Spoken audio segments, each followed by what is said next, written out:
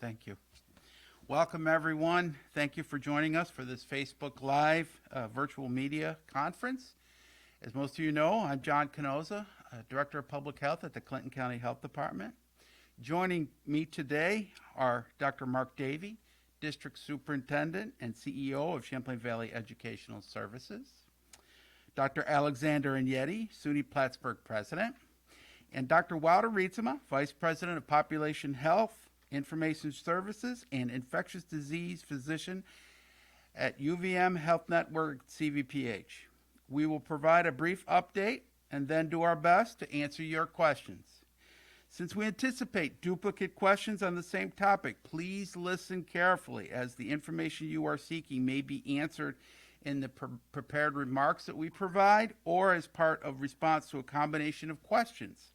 A closed captioned recording of this session will be available on CCHD's YouTube channel later today.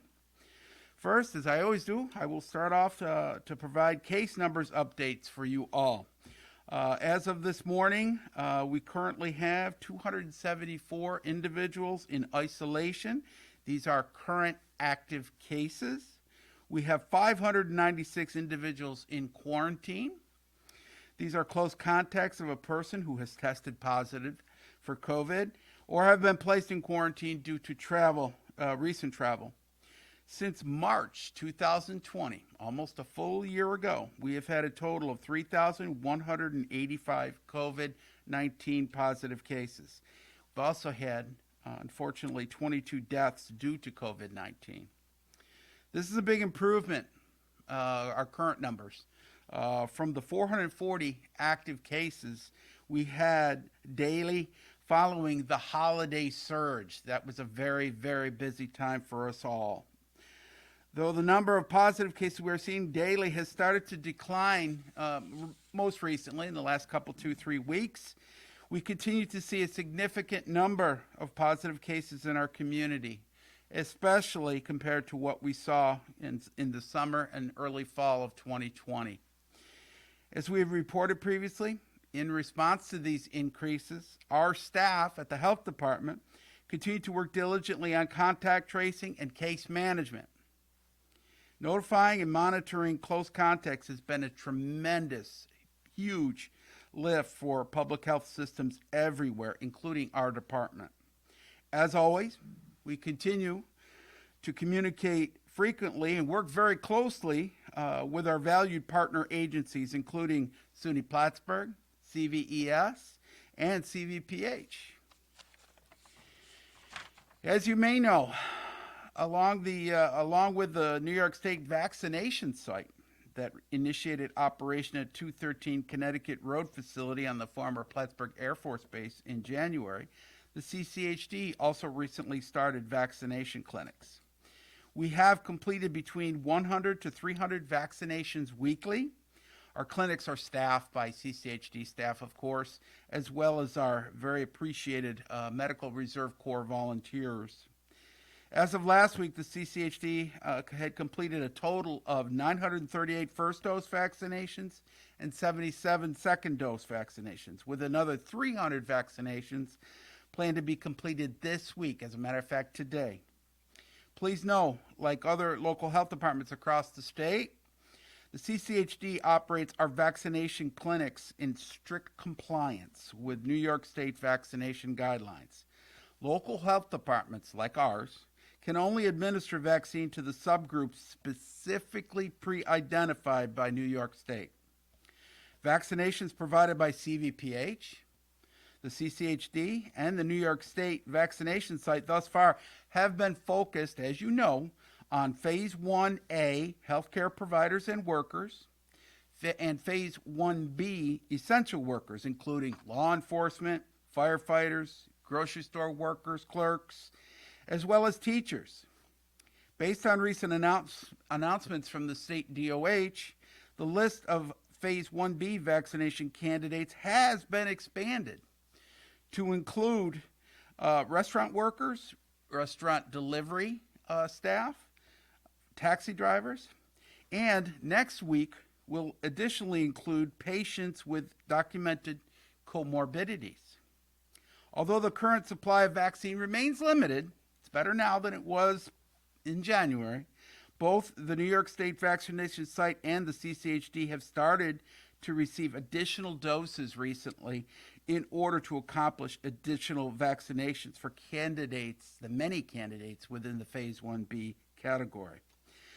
The New York State vaccination site specifically has recently increased the number of vaccinations they are providing at their state site from 500 vaccinations per day to 1,000 vaccinations per day. A big heavy lift for them.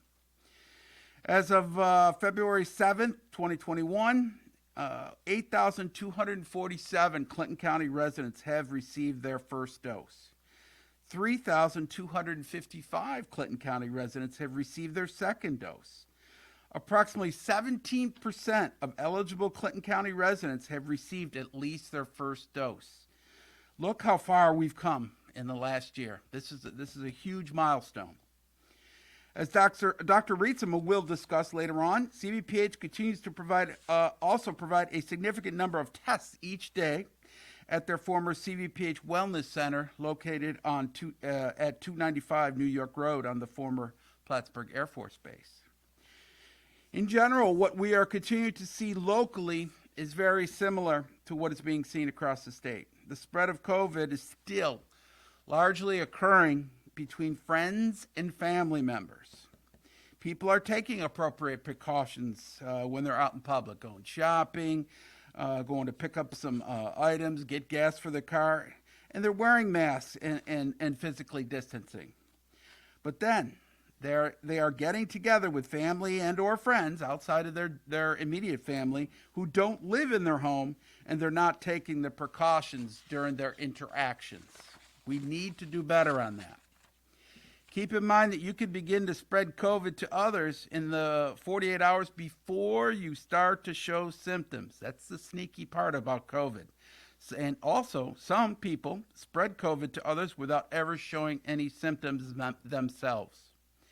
There is a light at the end of the tunnel with vaccines. As you know how far we've come since our last press conference, since the fall of 2020. But please remember that immunity is going to take months as we continue working on vaccinations. Accordingly, it's my broken record time. I repeat one of my most simple yet important statements to you all. We must not become complacent in our daily activities. We must keep our guard up. We in public health cannot stop the spread of this virus on our own. We must have your cooperation and participation in these efforts. Please, please, please. Always keep that 6-foot separation in mind between yourself and others when you're out or with other people not of your immediate household. Avoid crowds, gatherings, definitely social gatherings. Minimize those. Wash your hands often. Use hand sanitizer with at least 60% alcohol. Stay home when you're sick. I know it's good to be a tough person and try to go to work, but in these days, you never know. If you start showing symptoms, stay home. Get a test. Stay home while you're waiting for the results of that test. Reduce contact and the length of time you spend with those who do not live in your household. Schedule your vaccination if you are eligible. And please wear a mask that goes over your nose and mouth. Regarding masks, they need to be worn correctly and consistently anytime you are near individuals who don't live in your household especially. Masks, please remember, surgical masks like this one, cloth masks are appropriate face coverings, and that gaiters and bandana-like masks are not recommended simply because they don't provide nearly as much protection to minimize the spread of COVID virus or the seasonal flu. These actions do work well together. It's been proven to reduce the risk and spread of COVID. However, it is important to understand that these actions do not ever eliminate the risk. They are all important measures and can be effective in combination in decreasing the amount of virus that one is exposed to. But right now, with the community spread that we still have, there is a level of risk involved with every interaction. Just be on guard. That's all I ask. Your interaction could result in a relatively minor inconvenience of a 2-week quarantine, or a serious illness with long-term consequences for your health or even death. Finally, my closing words are a simple reminder and request for you all, as I've been making regularly. Please focus your plans to protect those near and dear to you by thinking small and local, when it comes to your intentions for the upcoming winter break. Don't give COVID-19 the chance to spread to the people you care most about. You can protect your family and yourself by staying home with your immediate family. Focus your time with your immediate family. With that, I am now going to turn the floor over to our next speaker, Dr. Mark Davey. Thank you all.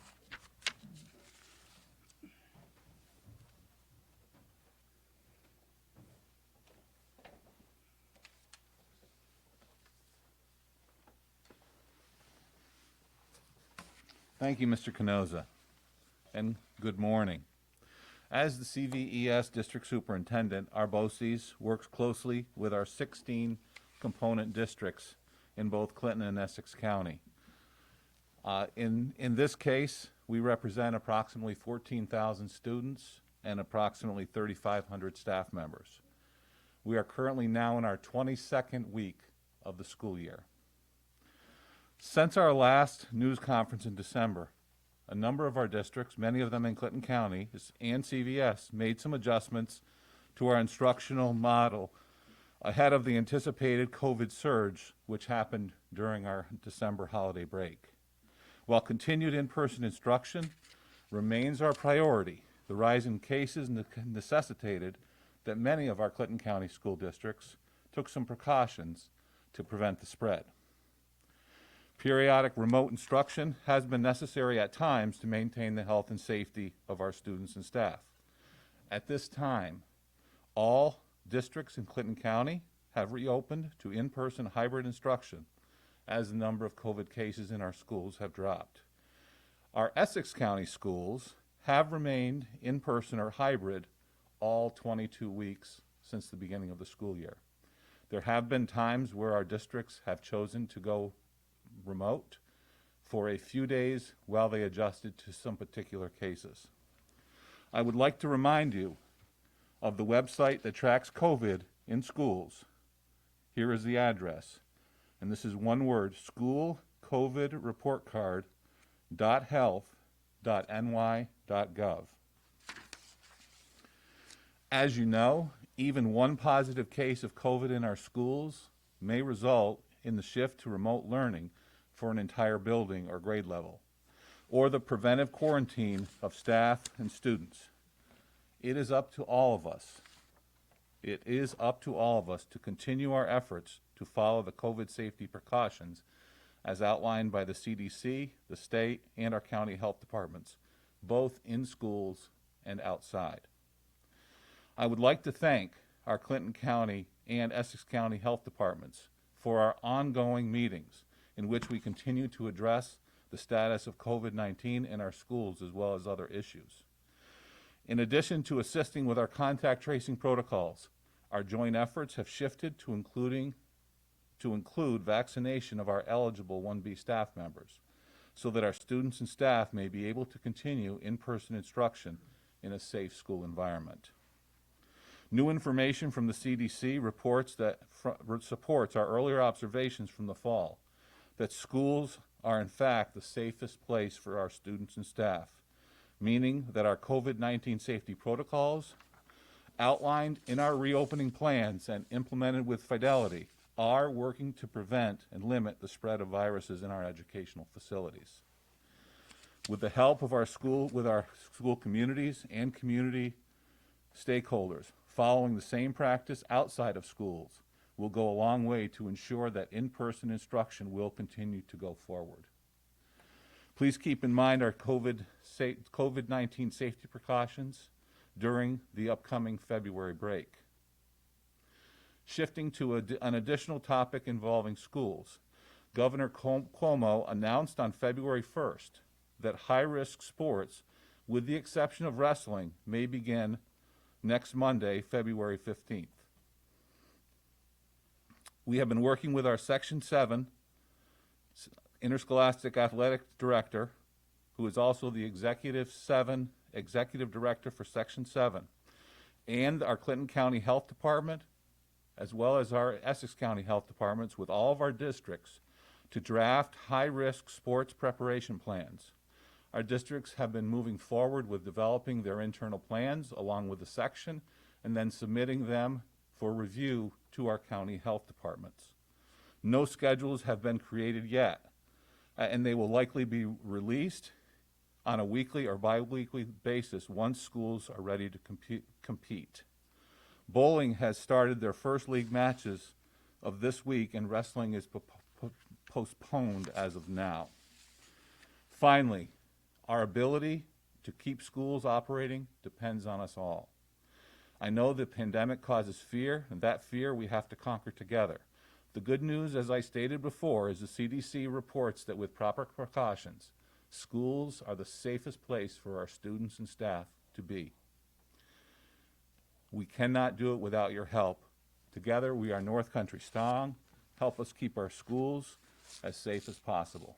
Thank you. So, Mr. Canosa, I'll turn the floor back over to you. Thank you, sir. Thank you, sir. Much appreciated, Dr. Davey. I will now turn the floor over to Dr. Alexander Agnetti, SUNY President. Thank you.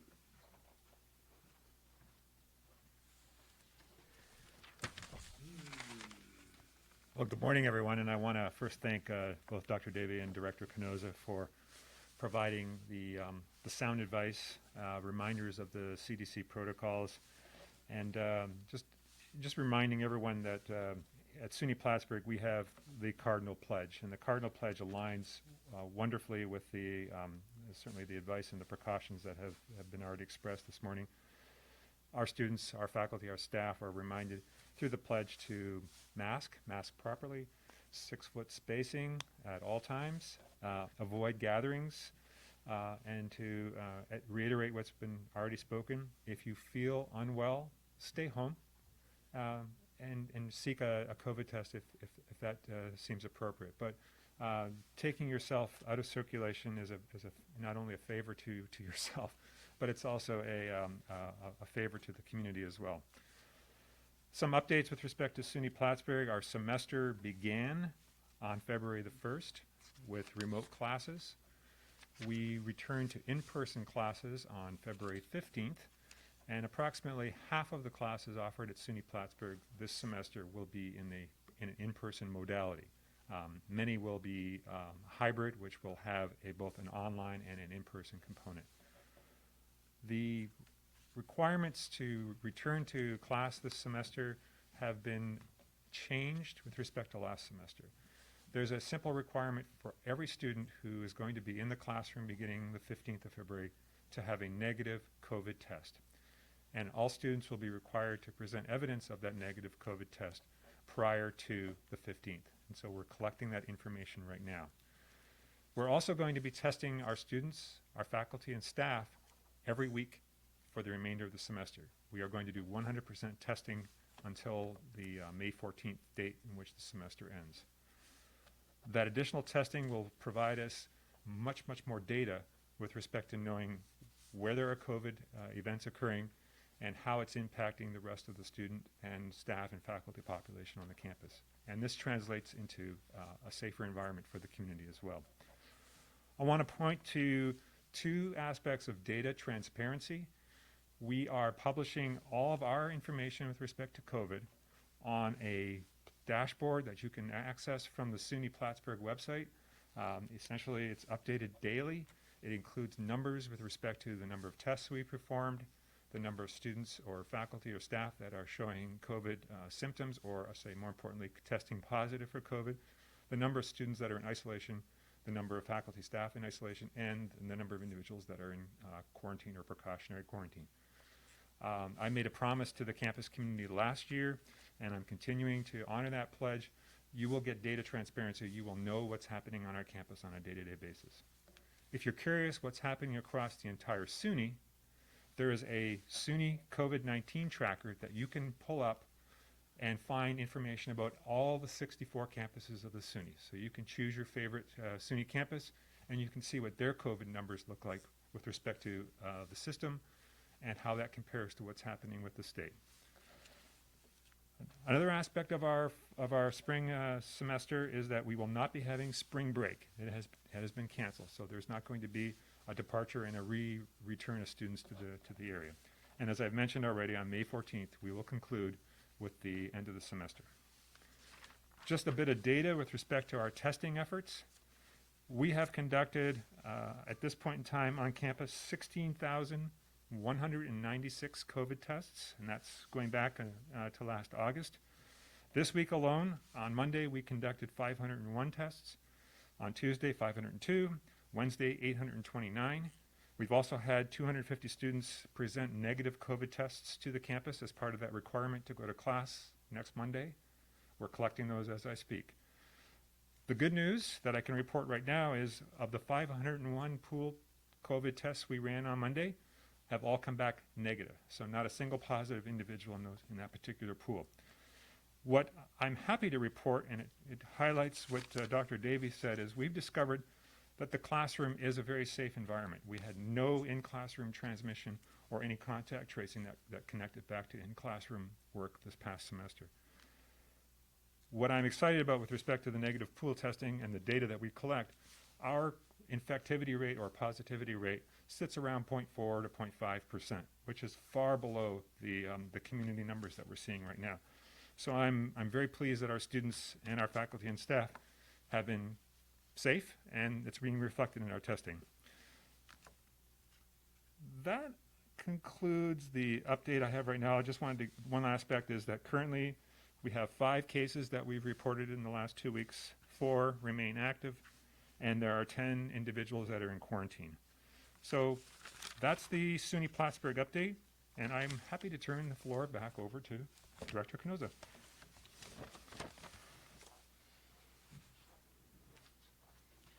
Thank you very much, Dr. Ignetti. I now turn the floor over to Dr. Walter Rietzema.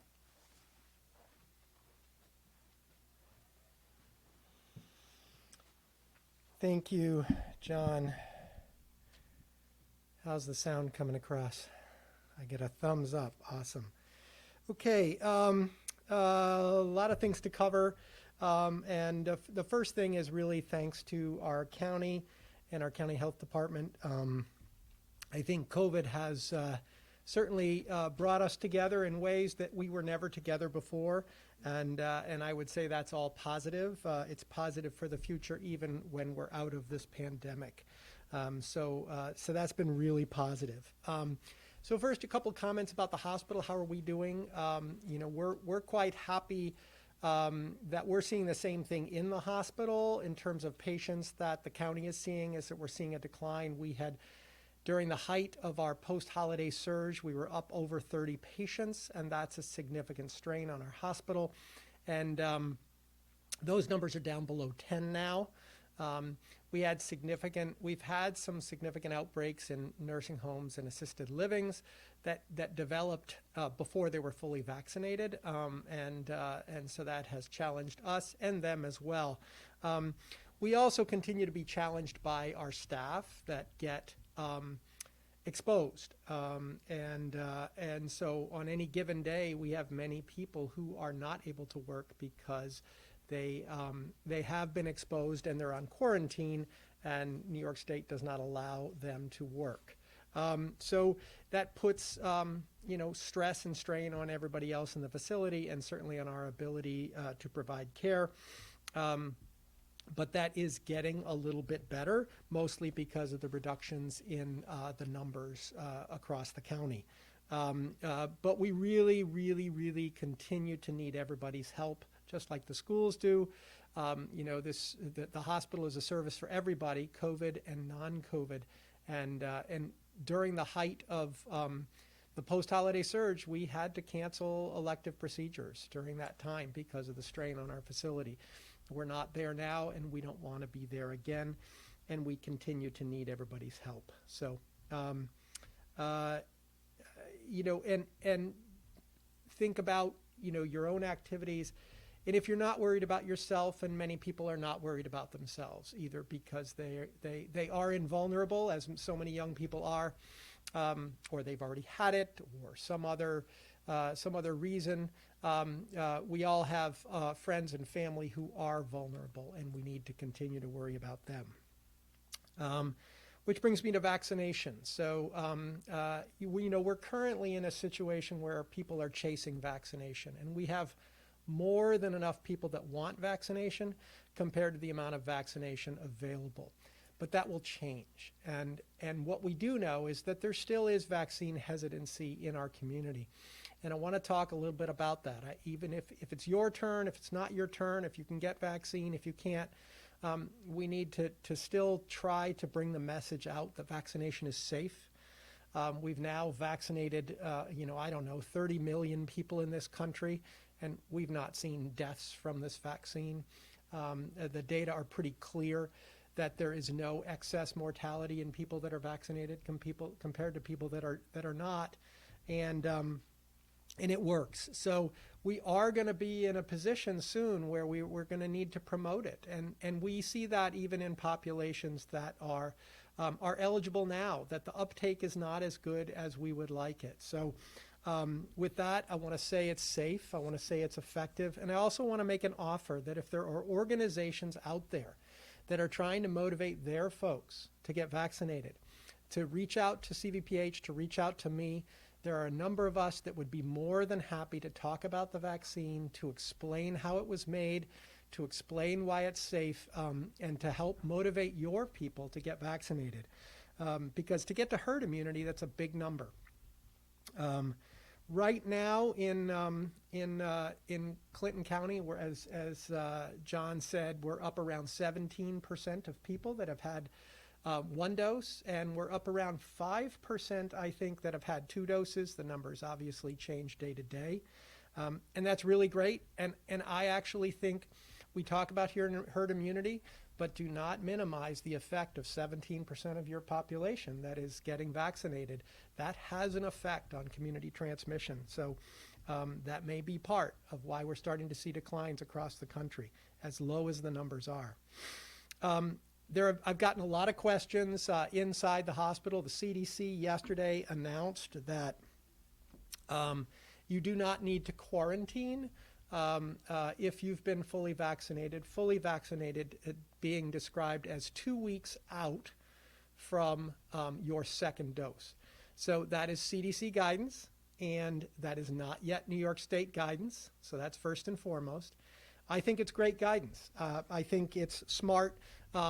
While we do not know for sure whether people who have been fully vaccinated can have asymptomatic infection and whether they can transmit it, I think we can be pretty confident that whatever that rate of asymptomatic infection is, it's going to be a lot lower in the vaccinated people. And as long as we continue to do things like wear masks, which is protecting others, and socially distance, we can be fine. I look forward to New York State adjusting their guidance. It certainly would affect hospital staffing, and I think it's safe. So hopefully that can happen. But until then, I know that the county will continue to quarantine people as needed through contact tracing. I wish it were different, and hopefully it will be different soon. I think we can be fairly confident that the CDC at this point is acting without political pressures and is acting based on the science. And I think it's good advice, so I hope to see it. For the time being, though, follow the health department regulations, as we will within our hospital. Last point, as you know, I have the opportunity to lead the North Country Vaccination Network, which is really the activities of 7 counties, and the hospitals included within, the pharmacies included within, and the FQHCs included within. And it's, aside from being a ton of fun, working on very motivating work, I'm happy to report that the North Country, if you go on the New York State website, you can go on their COVID vaccine tracker, and you can see how effective every county is at getting vaccine in arms. So they have how much vaccine you've been given, and how much vaccine has been given. And so the North Country, and when I looked this morning, was at 99%. So in the North Country, there's no vaccine sitting in warehouses other than the most recent week's shipment. So the most recent week's shipment is never counted in those numbers. No other county is anywhere near 99%. And so I think that's a testament to the teamwork and the efforts across the county. You have great health departments who have worked under very tough conditions. You have great hospitals. The original vaccination focus was around hospitals because it was healthcare workers, and our hospitals did a great job. And now New York State is transitioning to a vaccine strategy that's really going to focus on 3 prongs: the state sites, the pharmacies, and the local health departments. And I think we will continue to do a great job across the North Country and in New York. New York, when you compare it to other large states in this country, New York is doing quite well. Obviously, we can nitpick about little decisions along the way, but overall, the numbers show New York State's doing great. So with that, those at the end of my non-prepared comments, and happy to answer any questions if there are for me. Otherwise, to turn it over.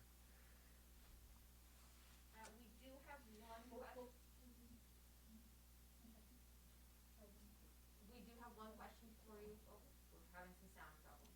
Sorry, one moment, please.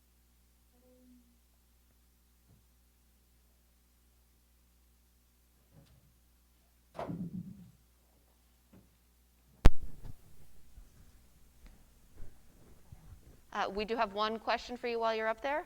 Sure. We good with sound now? There was a comment as you spoke to the new CDC guidance that said after 3 months, their guidance says they should go back to quarantining because they're not sure how long the vaccine will be effective. Anything to note on that? No, they're just following the data on that. So what we do know is that in natural infection, that some people start to see immunity wane. So we don't have the data. We started vaccinating in this country on, I think, the 15th or the 16th of December. So we don't have the data. Month by month, they will be collecting data. And of course, they're following the people in the original studies. So I expect that as the data support continuing immunity, we will see that time frame will go out. And if you read the CDC statement, they say we will update this guidance as more data become available. They're being cautious, which I think is the appropriate way. If they find out that immunity doesn't last, which I find highly unlikely, then the guidance will stay as it is. But I think that we will see that time frame extend. Thank you. John, a couple questions for you.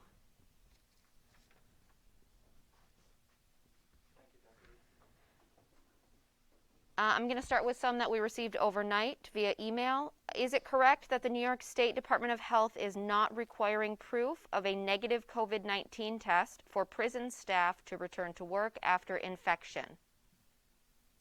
I cannot speak specifically to what the protocol is at a specific work site, but what I can say is that after testing positive for COVID-19, an individual person will have an immune response in their body for at least 90 days. It is very likely they will continue to test positive for the virus during that time period.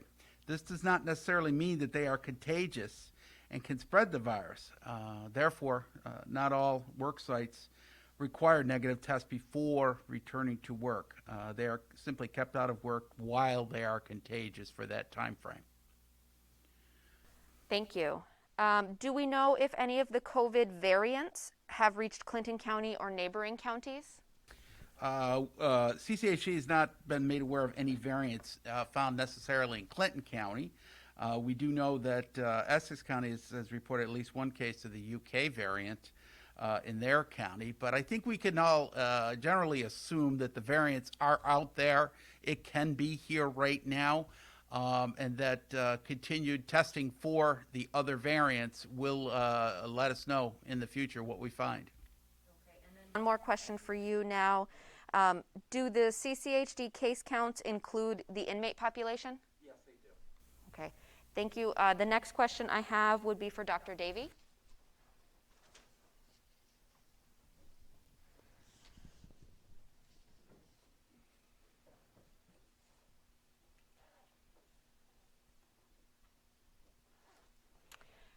We have some comments here about people that are worried about transmission on school buses.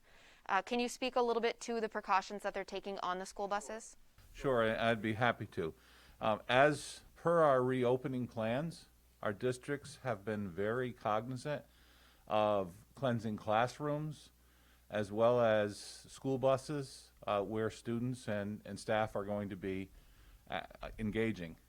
There is ongoing sanitation of our school buses. And for example, in CVES, as our students get off the school bus when they enter the building, not only are their temperatures checked, but their hands are also sanitized.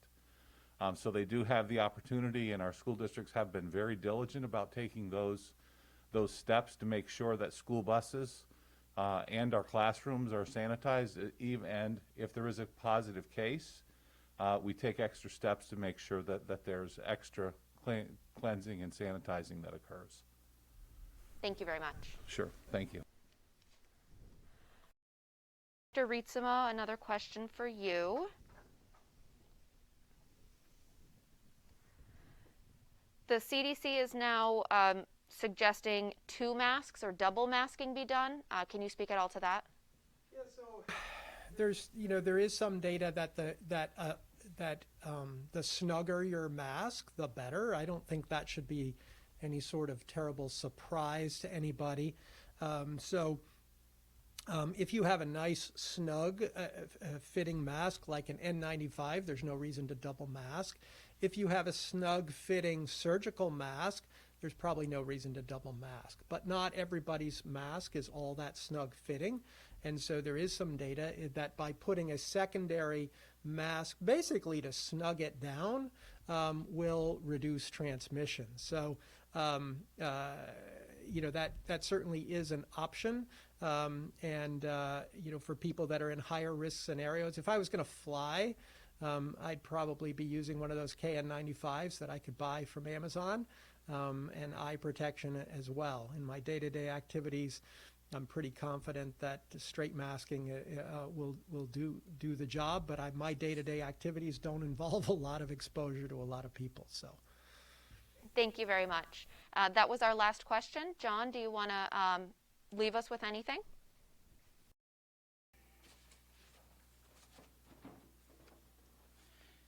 Thank you, Molly. Appreciate it. I want to first say thanks to all of our presenters here today very much. Dr. Davy, Dr. Rietzema, and Dr. Ignetti, thank you very much for coming. I also want to thank the public for hanging in there. This is a long, long marathon that we're hanging in there, but as you know, and you have heard, there is some good twilight on the horizon. Vaccines are going out there. Our numbers are starting to steadily decline. We're not out of the woods. We must all keep doing what we've learned to do, so it should be second nature by now. We're all used to putting on our masks. Keep doing it, keep separation, and please minimize social gatherings wherever possible. That's the big kicker. Minimize that wherever possible outside of your household, and try to stay safe, okay? We do have the other good thing coming up, which is spring. Warmer weather, everybody get outside and have some fun. Get outside. That is the goal. That helps so much. So thank you again for everything. Thank you for joining us today, of course. And a recording of this media event will be posted to the CCHD's YouTube channel later today. Thank you again, everybody. Stay safe.